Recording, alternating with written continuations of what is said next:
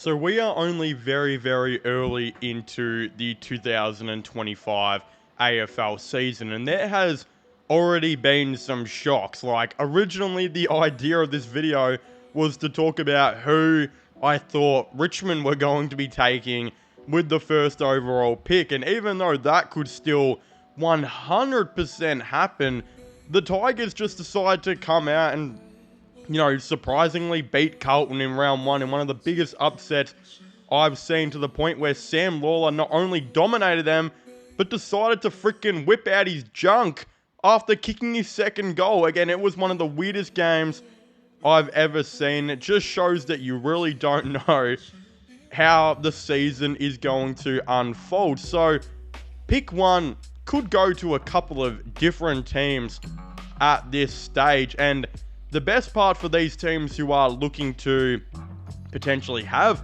the first overall pick is that there are about 4 or 5 really, really good players in this year's draft who will be contending for the first overall pick. Again, like last year's, there is some depth in this draft. It's not anywhere near as good as what last year's reportedly was, but from a lot of rumors and reports is that the 2025 draft might arguably have a better top 5 than what last year's had. So we'll have to definitely wait and see how this unfolds. But there are a lot of candidates today to talk about and try and decide, I think, who will be the first overall pick in the 2025 AFL draft. Again, I'm going to be trying to make probably a couple of these videos as we go throughout the season, just to keep you guys updated. But I'll start off with one of the first candidates that we have, and probably the least likely at the moment out of the candidates, but that does happen to be Willem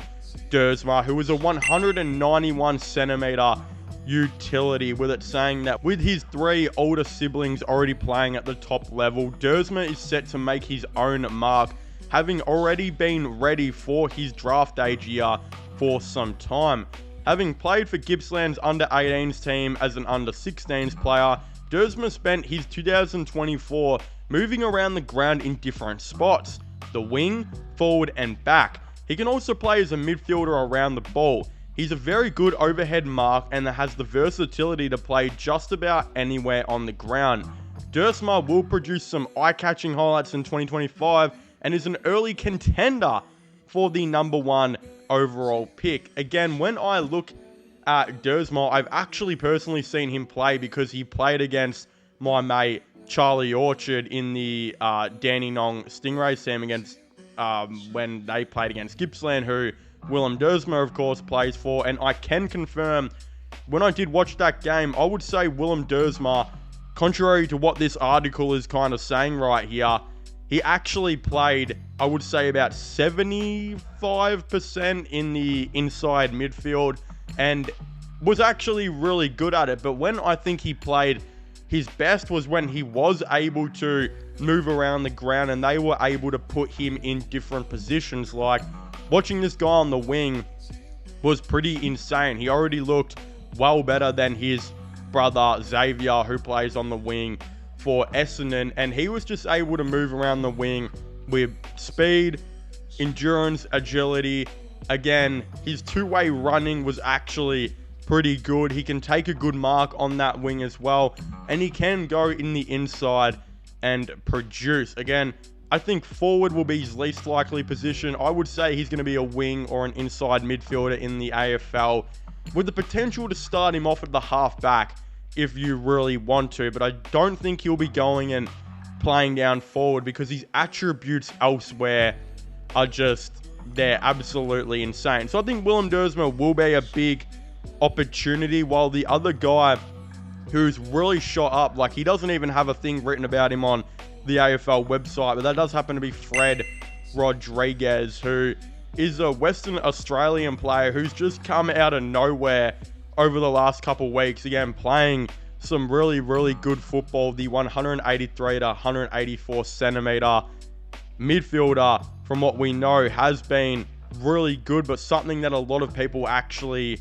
have noticed about him is his speed in the midfield is absolutely insane. Like, there are some who I believe are saying he's one of the quicker players in this draft, especially for a midfielder. He can actually burst out of the stoppage and kind of do everything you want there. I would say a team like Richmond, who are looking maybe for more speed in that midfield to go alongside, you know, Torreno, Smiley, and Hopper, who aren't renowned to be the quickest guys out there, will be targeting a player like Fred Rodriguez, and he's a guy who's really shot up to that number 1 pick category. Again, I would say he's probably like at number 3 or so right now, but there's a lot of potential for him to go pretty high. And I think West Coast too will obviously have a pretty high pick. Most likely will be all over Rodriguez. Again, a guy who's born and raised in Western Australia is just the ideal player for them to go out and get. And realistically, they've stacked up in this draft so far. Not only do they have their own first round pick, but they have Carlton's first round pick, which funnily enough could be pretty good considering Carlton looked terrible against Richmond. Absolutely lost without Charlie Curnow there. And to put matters even worse, they lost to Richmond in the VFL like the next day when the Tigers had a bunch of players, like 5 guys playing in that VFL team who had never played a game before. And Carlton had a bunch of experience in there and they just lost in there as well. So yeah, this West Coast, they could have a couple of good picks here, especially if Carlton's season doesn't go to plan. So they could 100% be looking to take this guy.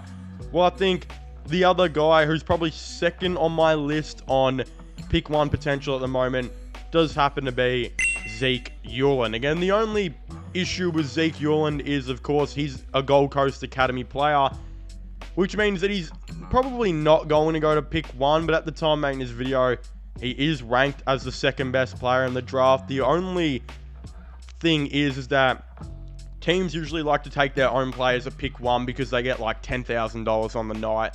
So you don't want to be taking another guy from another team and giving some guy who's never going to play for you $10,000. That just doesn't seem correct at all. But end of the day, he's the second highest ranked player in this draft, and he is attached to the Gold Coast Suns. Again, he is a 178 centimeter inside midfielder, with us saying that it was a super season for Zeke the Freak this year, with the younger brother of Suns defender Bodie showing all of his traits as a running, skillful, and presenting midfielder.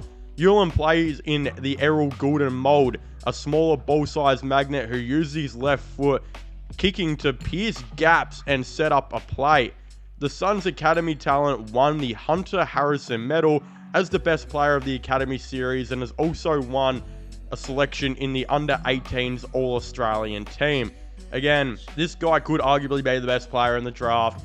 He is attached to the Gold Coast Suns, which low-key freaking sucks. But at the end of the day, this guy's nickname is Zeke the Freak. Like, he's going to be a good player. Again, and the next one who I think will be the pick 1 most likely at this point does happen to be Dyson Sharp, the 188 centimeter midfielder from South Australia. It says that Sharp plays with a hard edge that you don't often see for a prospect at his age. It is why late in the year, he wasn't daunted by stepping up to play at SANFL level with Central District, where he performed well in their 3 finals. The bigger body midfielder averaged 27 disposals, 8 tackles, and 7 clearances at under-18 level for the Centrals this season, and will be pushing to continue his trajectory and be an early pick next year. Again, there have been a lot of comparisons of Dyson Sharp already. I think I've seen a couple like Patrick Dangerfield type comparisons, and they're going to continue to come out. And the thing is that this guy, he realistically fits a lot of different teams. He's a really nice, I guess, bigger body inside midfielder who is great at the stoppage and clearance, but actually has a good burst of speed that I think a lot of teams will be looking at. In particular, Richmond and West Coast too. Will they have to pick one? We're really not too sure at the moment. I mean, the season has only just started. But the thing is both of these teams could have higher picks, with the Tigers having North Melbourne's first round pick as well. So they could have 2 like top 6 picks, and West Coast to have Carlton's pick.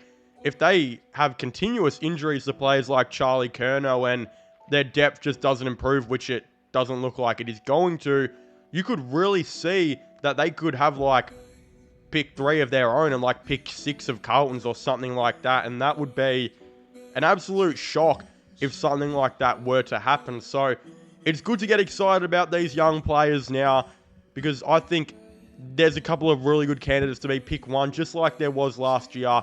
And I'm sure as the season goes, we're going to see 1 to 2 or 3 guys really pop up into being pick 1 contention. Again, after all, we just got this Fred Rodriguez. There's a lot of people who are really high about freaking Cooper Duff-Tytler and Lewis Emmett, who are both really good ruckmen in this draft class. Some people believe these guys could maybe go pick 1.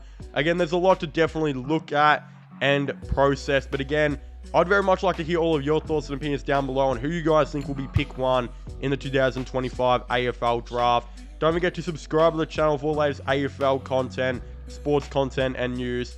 And subscribe to my gaming channel, which will be getting linked in the description down below. But as I was saying, please make sure to leave a like, subscribe, and comment. And I'll see you guys next time. Goodbye.